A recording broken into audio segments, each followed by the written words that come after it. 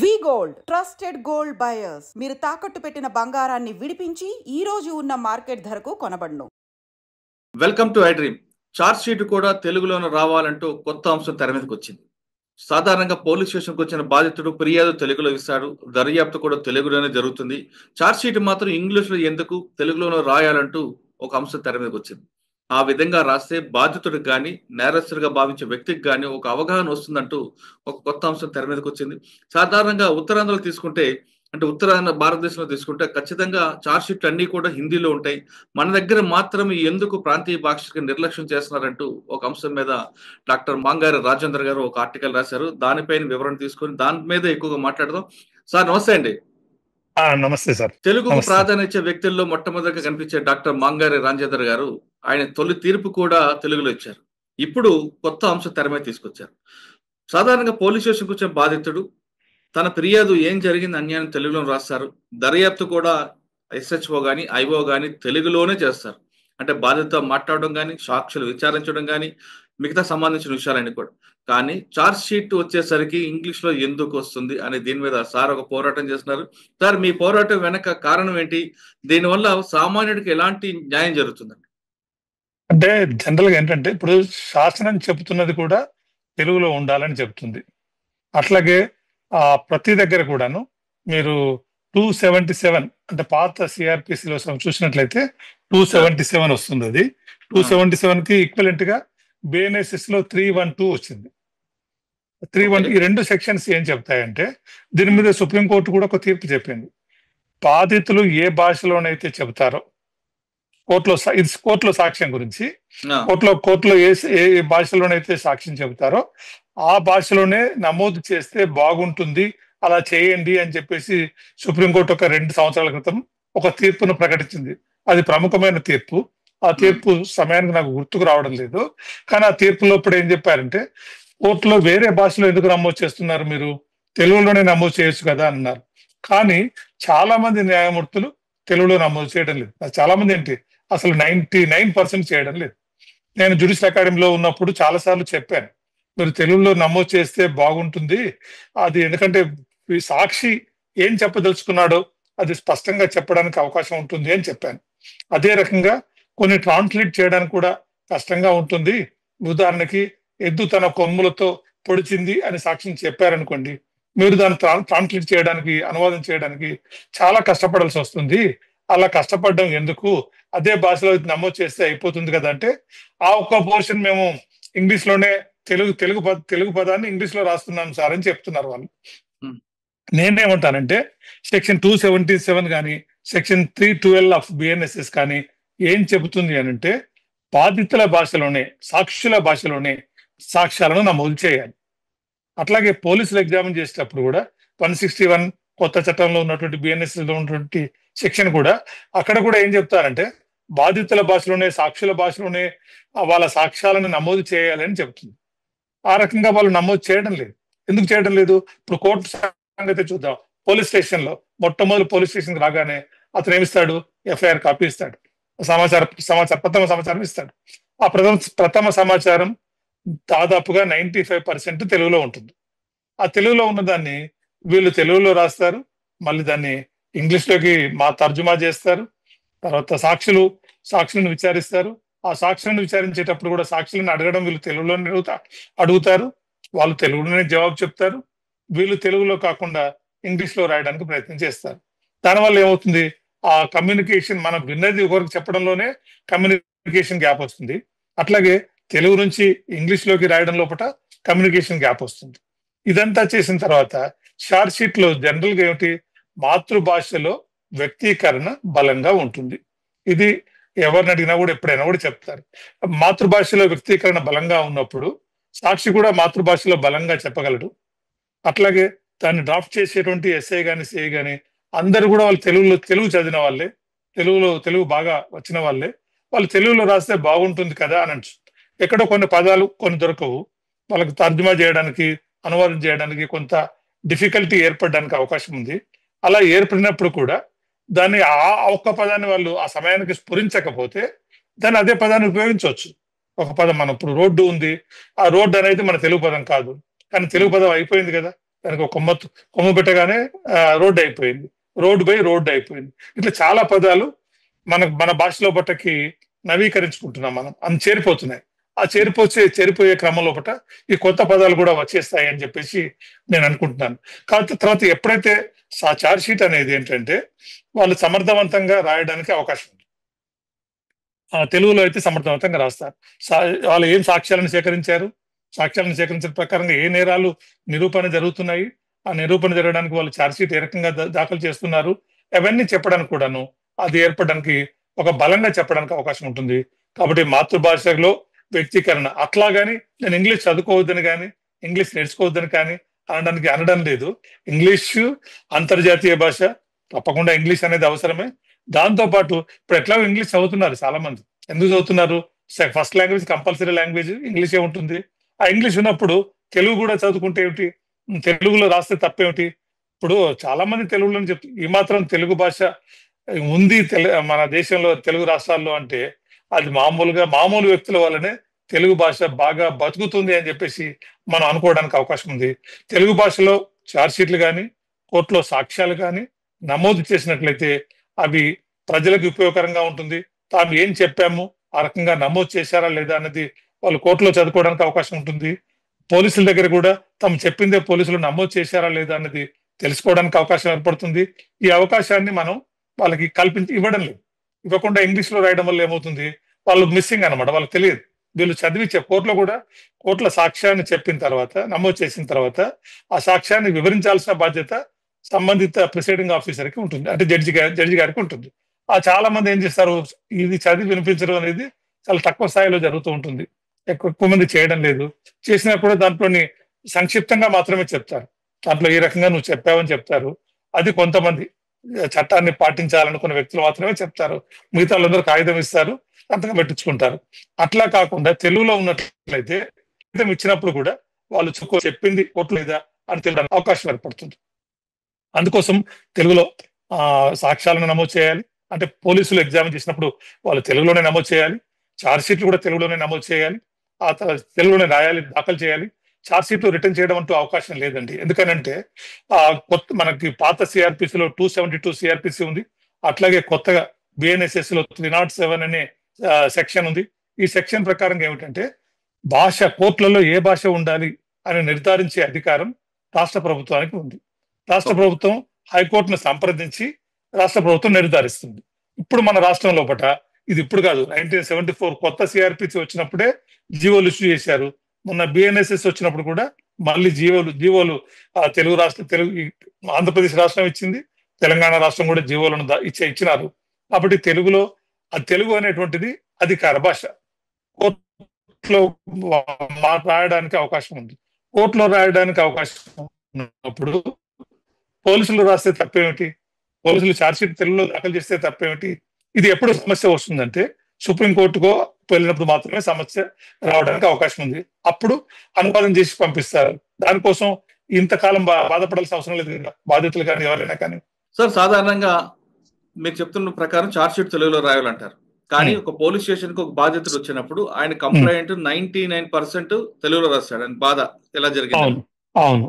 కానీ మీరు చెప్తుంటారు, ఐవోలు చెప్తారు మీకు తెలుగులో రాయండి లేదా మీ నచ్చిన భాషలో రాయండి అంటారు. కానీ వచ్చిన వాళ్ళందరికీ తెలుగులో రాస్తారు. దాని ఎఫ్ఐఆర్కి వచ్చేసరికి కంప్లైంట్ కాపీ అంతా ఇంగ్లీష్ లోకి వస్తుంది. అక్కడ కొంత కంటెంట్ పోతుంది. ఇన్వెస్టిగేషన్ స్టార్ట్ చేసిన తర్వాత ఐవో కూడా విట్నెస్ కానీ అక్యూజ్డ్ పార్టీకి కానీ తెలుగులోనే మాట్లాడతాడు ఆయన. అవును. తెలుగులో మాట్లాడిన తర్వాత మీరు అన్నట్లు ఛార్జ్ షీట్ వచ్చేసరికి ఈ కంటెంట్ సగం ఇంగ్లీష్ లోకి వస్తుంది. అవును. తెలుగులో దర్యాప్తు అవుతుంది, ఇంగ్లీష్ లోకి వస్తుంది. ఎందుకు ఇంగ్లీష్ లో వస్తుంది అంటే అక్కడ ఉన్న సుపీరియర్ ఆఫీసర్ కి, అంటే ఎవరైతే ఎస్పీ కానీ ఎవరు ఉన్నారో వాళ్ళకి తెలుగు రాదు కాబట్టి వీళ్ళు ఇంగ్లీష్ లో పెడుతుంటారు. అక్కడ నుండి ఛార్జ్ షీట్ వేసిన తర్వాత పబ్లిక్ ప్రాసిక్యూటర్కి వస్తుంది. ఆయనకి తెలుగు వచ్చిన పీపీ గారు కూడా ఇంగ్లీష్ లో చదువుతారు, దాంట్లో కొంత కంటెంట్ వెళ్తుంది. జడ్జి గారి దగ్గరకు వచ్చేసరికి అది సగం పోతుంది. ఇక్కడ ఈ ప్రక్రియ, ఈ ప్రొసీజర్ మొత్తంలో తీసుకుంటే సాధారణంగా అంటే టు ద అడ్రస్ కానీ లేదంటే టు అడ్రస్ కానీ కంప్లీట్ గా కాపీ పేస్ట్ అవ్వడం, కంటెంట్ అంతా ఒకటే అవ్వడం, అక్యూజ్డ్ పార్టీ పేర్లు మార్చడం వరకే జరుగుతున్నాయి. రైటర్లు అంతా ఇదే చేస్తున్నారు. దీనివల్ల జరిగే నష్టమే ఎక్కువ తప్ప లాభం అనేది తక్కువ ఉంటుంది. ఒకటి. రెండోది, మీరు చెప్తున్నట్టుగా ఛార్జ్ షీట్ కాపీలో ఏముంది, తను చేసిన నేరం ఎంతవరకు కరెక్టా లేదా తప్ప ఒప్ప అనేది నిందితుడు కూడా తెలుసుకునే బాధ్యత ఉంది, ఆయన హక్కు కూడా. ఇవేమి జరగట్లేదు. ప్రధాన కారణం ఏంటంటే అక్కడున్న ఆఫీసర్‌కి తెలుగు రాకపోవడం వల్లే ఇదంతా ఇంగ్లీష్‌లో జరుగుతుందన్నది ప్రధానంగా వినిపిస్తున్న వాదన. దీన్ని మీరేమంటారు? అంటే నేను అట్లా అనుకోవడం లేదండి. ఎందుకంటే అన్ని ఛార్జ్ షీట్లని పరిశీలిస్తున్నారా అనేది ఒక సమస్య. డిఎస్పీ లెవెల్ వరకు మాత్రమే పరిశీలిస్తారు సాధారణంగా. ఆ డిఎస్పీ లెవెల్ వరకు అందరూ కూడా తెలుగు వచ్చిన వాళ్ళే ఉంటారు. ఒక ఎస్పీ లెవెల్ ఆఫీసర్స్ మాత్రమే మన వేరే రాష్ట్రం నుంచి వచ్చినటువంటి వ్యక్తులు ఉంటారు. వాళ్ళు కూడా తప్పకుండా ఇక్కడ తెలుగు భాషని నేర్చుకోవాలి. తెలుగు భాషకి రాష్ట్ర పబ్లిక్ సర్వీస్ కమిషన్ వాళ్ళకి పరీక్ష నిర్వహిస్తుంది. ఆ పరీక్షలో కూడా వాళ్ళు పాస్ కావాలి. నేను సర్వీస్ కమిషన్ సభ్యునిగా ఉన్నప్పుడు కూడా చాలా ఇంటర్వ్యూస్ కండక్ట్ చేశాము. అక్కడ మొహమాటానికి పోకుండా పోనీలే అనుకోకుండా వాళ్ళకి 2 సార్లు 3 సార్లు ఫెయిల్ అయిన వ్యక్తులు కూడా, తెలుగు భాషలో సరిగ్గా రాయని వ్యక్తులు కూడా ఫెయిల్ అయినారు. కాకపోతే ఆ ఈ దీన్ని సరిగ్గా చేయాలన్నమాట. ఎవరు సర్వీస్ కమిషన్ అనేది వాళ్ళకి మొహమాటానికి పోయి వాళ్ళు సరిగ్గా రాయకపోయినా వాళ్ళని పాస్ చేసే క్రమంలో చేయడానికి వీల్లేదు. అంటే వాళ్ళు సాధారణంగా తెలుగు సార్, సాధారణంగా యూపీఎస్ లో సెలెక్ట్ అయిన తర్వాత హోమ్ క్యాడర్ వెళ్ళినప్పుడు ఆ లోకల్ లాంగ్వేజ్ నేర్చుకోవాలని నిబంధన ఉందండి. నిబంధన ఉంది. వాళ్ళ నిబంధన నిబంధన పాస్ ఉంది. కాకపోతే నిబంధన కాకపోతే శాలరీ కట్టింగ్ కూడా అయ్యే అవకాశాలు కూడా ఉన్నాయి. అవును, అవును, కానీ ఈ అవి రెండు ఉన్నాయి. పక్కన వెళ్తుంటాయి. అయితే ఏమవుతాయంటే అక్కడ చివరికి 2 సార్లు వాళ్ళకి ఇంక్రిమెంట్ రాలేదనుకోండి, సార్ 2 సార్లు ఇంక్రిమెంట్ రాలేదు అని చెప్పేసి వాళ్ళు ఇంటర్వ్యూ బోర్డులో చెప్పడము. అక్కడ మెంబర్స్ అందరు కూడాను మనలాంటి వాళ్ళు ఉండరు కదా. ఇప్పుడు అందరూ ప్రభుత్వం వాళ్ళకి ఇష్టమైన వాళ్ళని సెలెక్ట్ చేసే పరిస్థితి ఉంది కదా. వాళ్ళు ఏమనుకుంటారు, వాళ్ళు ఏదో కొంతమంది మామూలు వ్యక్తులను కూడా సెలెక్ట్, అంటే నేను వాళ్ళని విమర్శించడం లేదు, కానీ అట్లా వాళ్ళు కొంచెం లిబరల్ గా ఉదారంగా వ్యవహరించే పరిస్థితి ఏర్పడుతుంది. అలా ఓకే. కాకుండా ఇప్పుడు మేము సెలెక్ట్ అయినప్పుడు అందరం కూడా మంచి ఆఫీసర్స్ ని సెలెక్ట్ చేశారు. అప్పుడు మేము ఇట్లా మొహమాటానికి పోలేదు. చాలా నిక్కచ్చిగానే ఉన్నాము. ఆ నిక్కచ్చిగా ఉండటం వల్ల చాలా మంది ఫెయిల్ అయినారు. అప్పుడు ఏమవుతారు, వాళ్ళు తప్పకుండా నేర్చుకునే పరిస్థితిలోకి నెట్టబడతారు. కాబట్టి ఆ నేర్చుకున్నప్పుడు వాళ్ళు ఈ పరిస్థితిని అధిగమించడానికి అవకాశం ఉంటుంది. ఓకే. నా లెక్క ప్రకారము తెలుగులో దాఖలు చేయడం 2 ప్రధాన అంశాలను విన్నానండి నేను పోలీస్ అధికారుల నుంచి. ఒకటి, కోర్టులు తెలుగులో ఉంటే తిరస్కరిస్తున్నాయి అని ఒక మాట విన్నాను. అవును. రెండోది ఏమన్నారంటే తెలుగులో ఆ పై అధికారులకు తెలుగు రాకపోవడం వల్ల తెలుగులో మేము ఇంగ్లీష్ లో రాస్తున్నారు అని అన్నారు. ఇవి అవును. 2 కూడా కోర్టులు తిరస్కరిస్తున్నాయి అంటే నేను అడిగాను, ఏ కోర్టులు తిరస్కరిస్తున్నాయో చెప్పండి, నేను దాన్ని చూస్తాను, సంబంధిత అధికారులకి లేదా రిజిస్ట్రార్స్ కి లేదా హైకోర్టు న్యాయమూర్తుల దృష్టికి తీసుకొని వెళ్తాను అని ఇవాళ ఉదయమే ఒక ఐజీ లెవెల్ ఆఫీసర్ తో నేను చెప్పాను. అలాంటి పరిస్థితి ఉన్నట్లయితే చెప్పండి సార్ అన్నాను. మిగతా అందరి దృష్టికి తీసుకురావచ్చు ఇది. అలాంటి పరిస్థితిని అధిగమించడానికి కోర్టుల్లో నిరాకరించేటువంటి పరిస్థితి మాత్రం ఉండదండి. ఎందుకు ఉండదు అని చెప్తున్నానంటే, కోర్టులు అనేటువంటివి ఓపెన్ గా ఉంటాయి, అందరికి తెలుస్తాయి. కాబట్టి అందరికి యాక్సెసిబిలిటీ ఉంటుంది. ఎందుకు తిరస్కరించారు అంటే తిరస్కరించడానికి కారణం కూడా రాయాల్సి ఉంటుంది. తిరస్కరిస్తే మనం హైకోర్టుని సంప్రదించడానికి అవకాశం ఉంటుంది. రిజిస్ట్రార్ విజిలెన్స్ కి మనం ఉత్తరం రాయడానికి అవకాశం ఉంటుంది. వాళ్ళ దృష్టికి తీసుకొని రావడానికి అవకాశం ఉంటుంది. కాబట్టి కోర్టులు తిరస్కరించే పరిస్థితి అనేది ఉండదు. ఇక రెండో అంశము, అధికారులు అన్నారు. ఎస్పీ లెవెల్ అధికారులు, అంతకన్నా పై అధికారులు, వాళ్ళు అన్ని ఛార్జ్ షీట్లు చూస్తారని నేను అనుకోవడం లేదు. వాళ్ళు ఎక్కువగా సీరియస్ గా చూసేది ఏవైతే సెన్సేషన్లు అవుతాయో, హై ప్రొఫైల్ కేసెస్ ఉంటాయో వాటిని మాత్రమే వాళ్ళు పరిశీలిస్తారు. ఆ సార్, పరిశీలించడానికి సాధారణంగా మీరు చెప్పేట్లు చార్జ్ షీట్ వరకు కాకుండా ముందు కంప్లైంట్ చదవడం కూడా ఉండాలి కదండి. అవును, చార్జ్ షీట్ అనేది చాలా దూరం వెళ్ళారు కానీ అసలు ముందు అవును, బాధితుడు ఒక ఎస్పీ గారికి కలవాలంటే తెలుగులో రాసిస్తారు తన ప్రధాన బాధని. అది అవును. చదవకుండా ఆయన ఇంకొక రైటర్ మీద ఎవరి మీద డిపెండ్ అయితే అక్కడే సగం మోడిఫికేషన్ జరిగిపోద్ది కదండి. అంటే అక్కడ నేనేమంటున్నానంటే అలాంటప్పుడు వాళ్ళు నేర్చుకోవడంలో సరిగా నేర్చుకోవడం లేదని అర్థమవుతుంది తెలుగుని. ఉమ్, వాళ్ళు ఉమ్. తెలుగులో అట్లా చాలా సిన్సియర్ గా నేర్చుకున్న అధికారులు కూడా ఆఫీసర్ కూడా ఉన్నారండి. ఉన్నారు. అవును. అధికారులు ఉన్నారు. ఇంట్లో పని మనిషిని, కుక్ ని, అందరితో వాళ్ళతో తరచూ తెలుగులో మాట్లాడడము, తెలుగు అవునండి. నేర్చుకోవడానికి అంటే అదొక్కటే ప్రయత్నిస్తున్న వ్యక్తి, కాకుండా సార్, తెలుగు సినిమాలు చూడడం, తెలుగు సినిమాలు తెలుగు చూడడం. పాటలు వింటూ, అంటే తెలుగు పేపర్లు చదవడం, ఈ రకంగా చేసుకుంటూ ఆ ప్రాంతీయ భాష నేర్చుకుందాం అనే ఉత్సాహం చూపించే ఆఫీసర్లు ఉన్నారు. అది రాదు అని మనకెందుకు లేని పక్కన పెట్టే వాళ్ళు కూడా ఉన్నారు. అయితే ఇక్కడ నేను అందుకే అంటాను, సర్వీస్ కమిషన్ ఏదైతే ఉందో అక్కడ వాళ్ళు ఉదారంగా ఉండడానికి వీల్లేదు. వాళ్ళు నిక్కచ్చిగా వ్యవహరించాలి. వాళ్ళు ఒకవేళ నిజంగానే పరీక్షలో సరిగ్గా రాయని పక్షం లోపల నిర్మోహమాటంగా, నిర్దాక్షిణ్యంగా వాళ్ళని ఫెయిల్ చేయాలి. ఫెయిల్ చేయడమే కాదు, వాళ్ళకి సరైనటువంటి సూచనలు కూడా ఇవ్వాల్సినటువంటి అవసరం ఉంది అని నేను అనుకుంటున్నాను. సర్వీస్ కమిషన్ సక్రమంగా తన బాధ్యతను నిర్వర్తిస్తే పై అధికారులు కూడా వాళ్ళు నేర్చుకోవడానికి అవకాశం ఏర్పడుతుంది. సార్ మీరు చెప్పింది బాగుంది, కానీ ఎస్పీ లెవెల్ వరకు పబ్లిక్ తో ఇంటరాక్ట్ ఉంటుంది. ఎస్పీ అవును. దాటిన తర్వాత వీళ్ళకి పబ్లిక్ తో గ్యాప్ వస్తుంటది. కాబట్టి మేము ఆల్రెడీ డిఐజీ అయ్యాం, ఐజీలు అయిపోయాం, కాబట్టి మాకు పబ్లిక్ తో ఇంటరాక్ట్ లేదు, అవసరం ఉండదు. కాబట్టి మీ అంతా ఫైల్స్ మీద డిపెండ్ అవుతాం. సూపర్వైజన్ ఆఫీసర్ కాబట్టి మాకు లోకల్ ఆ లాంగ్వేజ్ అవసరం లేదన్న ఆఫీసర్ కూడా ఉన్నారు. అంటే వాళ్ళకి వాళ్ళు ఎస్పీ దగ్గర నుంచే వెళ్తారు కదండి, వాళ్ళు ఎస్పీగా పనిచేస్తారు కదా. ఎస్పీ వరకు దాటిపోయాం కాబట్టి మాకు అవసరం లేదంటారు. అట్లా కాదు కదా, వాళ్ళు తప్పకుండా నేర్చుకోవాలి. వాళ్ళు అక్కడతో ఫైల్ తో సంబంధం కాదు కదా, వాళ్ళు ప్రజలతో కూడా అంటే మాట్లాడేటువంటి పరిస్థితి ఉంటుంది కదా. అంటే ఎస్పీ వరకే ఉంటది కదా, ఎస్పీ తర్వాత వాళ్ళకి నిజమే. ఇప్పుడు ఎస్పీ దగ్గర మనకు న్యాయం జరగలేదంటే మనం ఎక్కడికి వెళ్తాము? డీజీపీ దగ్గరకో, ఐజీ దగ్గరకో, డిఐజీ దగ్గరకో వెళ్లే పరిస్థితి అయితే ఉంటుంది కదా, దాన్ని కాదనలేం కదా.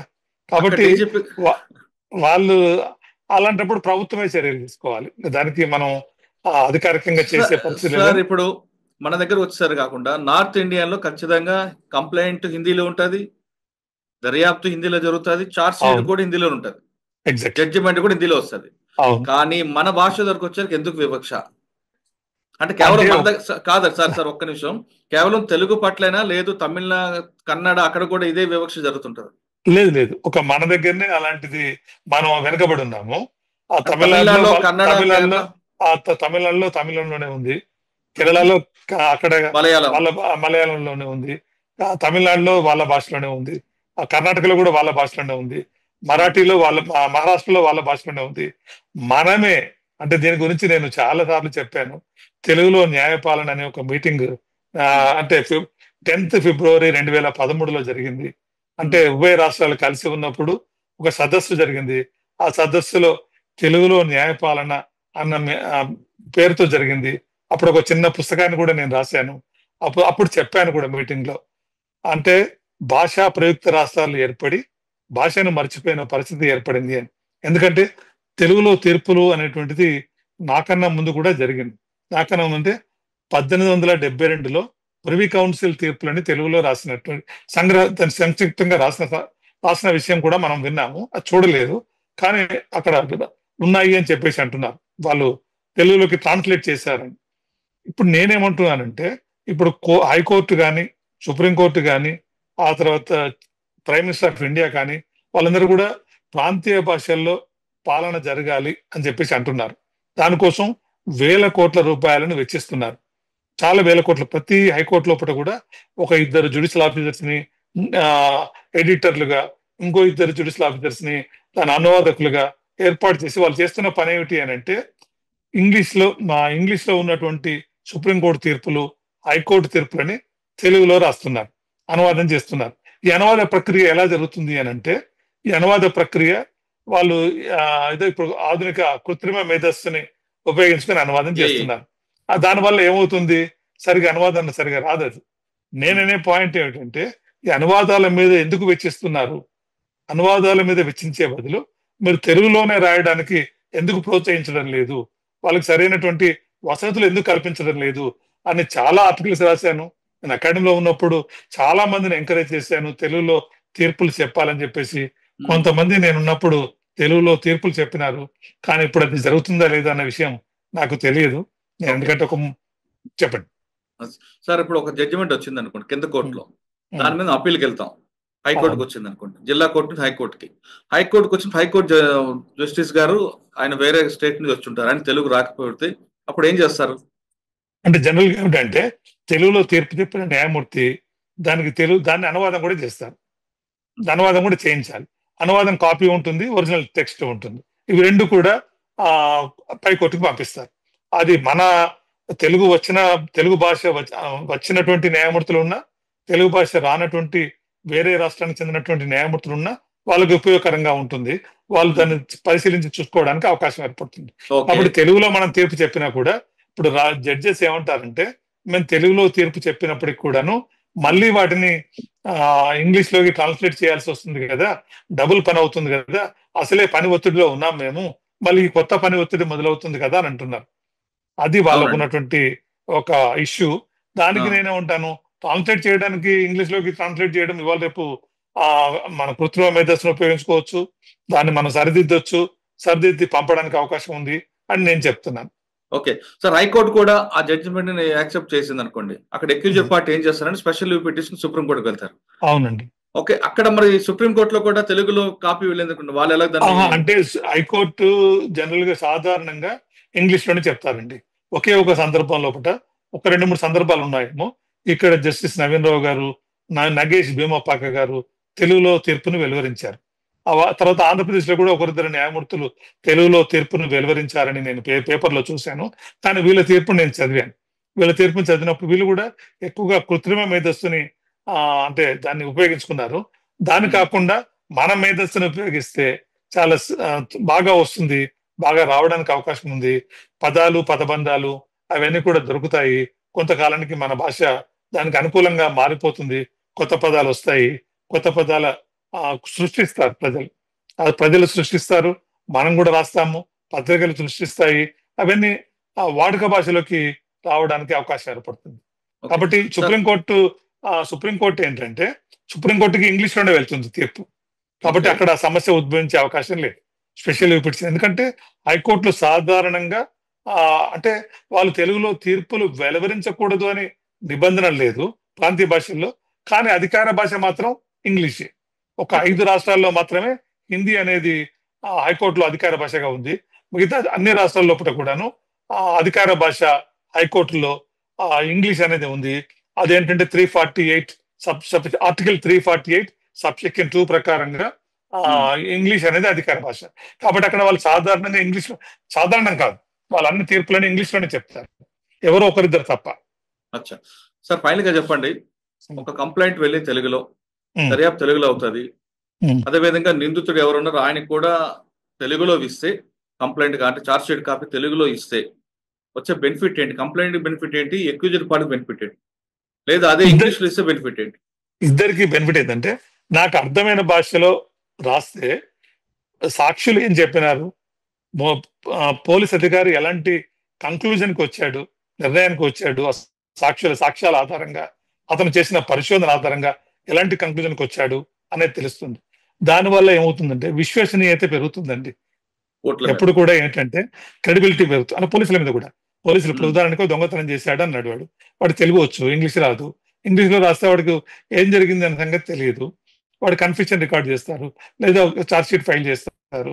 రాసినప్పుడు అతను చెప్పిందే నమోదైందా లేదా అనేది తెలుస్తుంది. కాబట్టి జనరల్ గా ఏమిటంటే ఒక క్రెడిబిలిటీ అనేది పెరగడానికి అవకాశం ఏర్పడుతుంది తెలుగు భాషలో ఉన్నట్లు. ఎందుకంటే ముద్దాయి తన మీద ఆరోపించిన నేరం ఏమిటి అనేది తెలుసుకోవడానికి అవకాశం ఏర్పడుతుంది. అదేవిధంగా కోర్టులో కూడా తెలుగులో సాక్ష్యాలు నమోదు చేస్తే, నేను నిజామాబాద్ లో పనిచేస్తున్నప్పుడు జరిగిన ఒక సంఘటన మీకు చెప్తాను. తెలుగులో ఆమె వాళ్ళ సిస్టరు వరకట్నం కేసులో చనిపోయింది. ఆ చనిపోయినప్పుడు నేను కేసు నమోదు చేస్తున్నాను. ముద్దాయి జనరల్ గా అడ్వకేట్ ఏం సజెస్ట్ చేస్తాడు, అతను నేరం చేయలేదు అని అంటాడు, అతను చేశాడు అని ఏమంటుంది. కోర్టు ఎలా నమోదు చేస్తుంది, it is not true to suggest అని చేస్తుంది. Accused has not committed the offence. ఆమెకి ఏం అర్థం అవుతుంది, it is not true to suggest అనేది ఆమెకు అర్థం కాదు. ఆమెకు అర్థమయ్యేది accused has not committed the offence అనేది మాత్రమే ఉంటుంది. అప్పుడు కోర్టులో ఆమె విభేదించింది, మీరు నేను చెప్పిన విధంగా సాక్ష్యాలని నమోదు చేయడం లేదు అన్నారు. అంటే సరే అని ఆమెకు కాన్ఫిడెన్స్ కోసం ఎంతవరకు చదువుకున్నావు అంటే, నేను MA ఫస్ట్ ఇయర్ చదువుతున్నాను సార్ అని చెప్తుంది. సరేనమ్మా నువ్వు దిగు, మళ్ళీ నీ కేసు చూస్తాను, ఇప్పటి వరకు నమోదు చేసింది మీరు చదవండి, చదివిన తర్వాత మీకు అర్థం కాకపోతే అప్పుడు చెప్పండి, తర్వాత ఇంతమంది ఓపెన్ కోర్టులో మేము నమోదు చేస్తున్నాము కాబట్టి మీ అడ్వకేట్ ఉన్నారు, వాళ్ళ అడ్వకేట్ ఉన్నారు, ఇంతమంది అడ్వకేట్స్ ఉన్నారు, వీళ్ళ సమక్షంలో తప్పుగా నమోదు చేయడం అంటూ జరగదు అని చెప్పాను. కానీ ఆమె సాటిస్ఫై కాలేదు. ఆమెను బోన్ నుంచి దించేసి కూర్చోమని చెప్పేసి ఆ కాపీ ఇచ్చాను, చదువుకుంది. చదువుకున్న తర్వాత వాళ్ళ అడ్వకేట్ కూడా చెప్పారు. చెప్పిన తర్వాత ఆయన సంతోషపడ్డాడు, ఆమె కొంచెం అర్థమైన తర్వాత మళ్ళీ కేసు నమోదు చేశాను. అంటే ఇలాంటివి వాళ్ళకి కాన్ఫిడెన్స్ పోతుంది కదా, వాళ్ళు ఏం నమోదు చేశారో ఏదో జరిగింది అంటారు. ఆ తర్వాత చదివి వినిపించడం అనేది చాలా మంది న్యాయమూర్తులు చేయడం లేదు, సాక్ష్యం ఆయన టైం కూడా ఉండడం లేదు, వాళ్ళని కూడా తప్పు పట్టడానికి వీల్లేదు.